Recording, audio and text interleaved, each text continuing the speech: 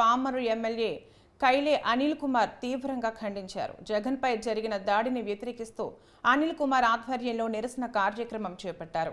ఈ దాడికి పాల్పడిన వారిని వెంటనే శిక్షించాలి అని ఆయన ధ్వజమెత్తారు. ప్రతిపక్షాలు నోరు అదుపులో పెట్టుకుని మాట్లాడాలని అనిల్ కుమార్ హెచ్చరించారు. అసలు ఈ చర్యలకు పాల్పడిందే ప్రతిపక్ష పార్టీలు అని అనుమానంగా ఉందని ఆరోపించారు.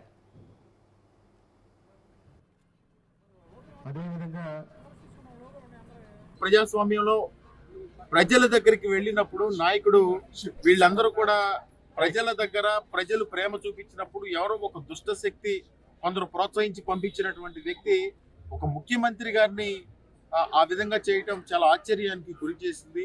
ఎందుకంటే అంత సెక్యూరిటీ ఉండి మరి ఏ విధంగా చేశారో అధికారులు వాళ్ళని వెంటనే కూడా పట్టుకుని శిక్షించాలని చెప్పి మనం చేస్తా ఉన్నాం.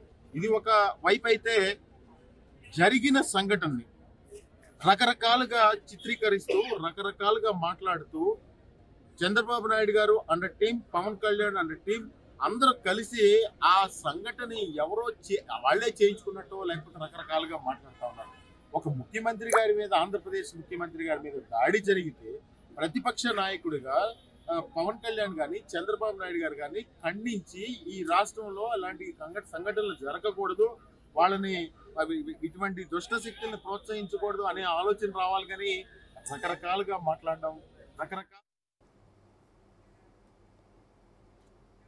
ఇవి బులెటిన్ అప్డేట్స్. Keep watching.